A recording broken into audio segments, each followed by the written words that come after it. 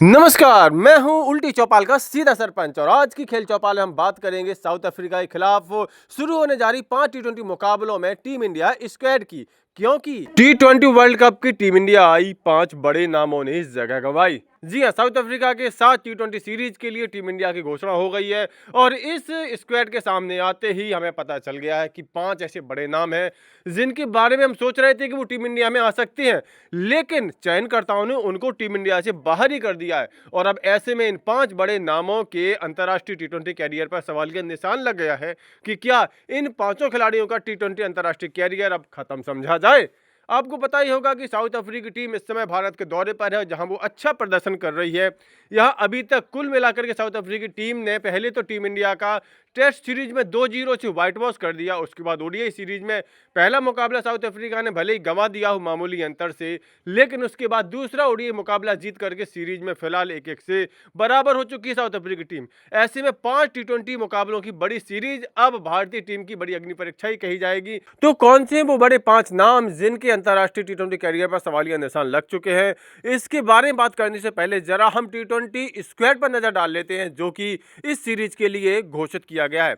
यहां पर सूर्य कुमार यादव कप्तान रहेंगे। इसके अलावा शुभमन गिल उप कप्तान, अभिषेक शर्मा, तिलक वर्मा, हार्दिक पांड्या जिनकी वापसी होने जा रही है। इसके अलावा शिवम दुबे, अक्षर पटेल, जीतेश शर्मा और संजू सैमसन के रूप में 2-2 विकेट कीपर बल्लेबाज रहेंगे।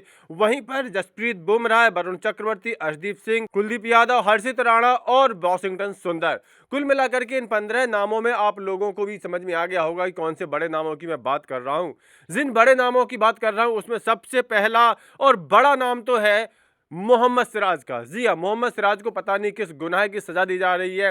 पहले तो ओडीआई स्क्वाड में उनको शामिल नहीं किया गया है, अजीब से रीजन बता दिए गए हैं, जबकि वो सैयद मुश्ताक अली ट्रॉफी जैसा टूर्नामेंट खेल रहे हैं। मोहम्मद सिराज को ना खिला करके भारतीय टीम ओडीआई सीरीज में बड़ा खामियाजा भुगत रही है, क्योंकि लगातार अच्छे तेज गेंदबाज की कमी हमें पूरी सीरीज में नजर आई है। और मोहम्मद शमी को तो पूरी तरह से भुला ही दिया गया है, उनके बारे में तो बात अब हो ही नहीं रही है।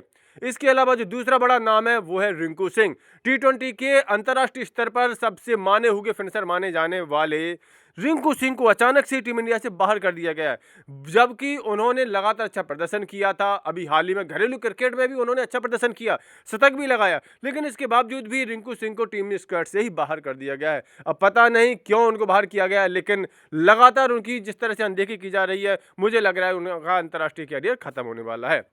इसके अलावा एक और बड़ा नाम है ऋषभ पंत। हालांकि ऋषभ पंत को बाहर करना मेरे हिसाब से ठीक है, क्योंकि ऋषभ पंत के अंदर टी20 वाला मटेरियल है नहीं। अब वो तो लखनऊ सुपर जायंट्स वाले ही बता सकते हैं कि आखिर क्यों उनको लगातार 27 करोड़ रुपए देकर के टी20 टीम में आईपीएल में अपनी टीम में भर्ती किए हैं और ऊपर से कप्तान ही बनाए हैं। भगवानी मालिक एलएसजी का 2026 के सीजन में भी।